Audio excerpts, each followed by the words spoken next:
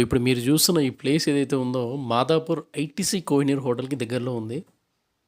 మంచి ఫోటోలు తీసుకోవాలి, ఎక్కడన్నా ఎళ్ళాలి అనుకుంటే మాత్రం ఇది పర్ఫెక్ట్ చాయిస్. ఈ నాలెడ్జ్ సిటీలో చుట్టూ ఐటీ కంపెనీస్ అండ్ మధ్యలో 2, 3 పబ్బులు కూడా ఉన్నాయి. ఈవినింగ్ టైంలో వస్తే మాత్రం ఎక్సలెంట్‌గా ఉంటది.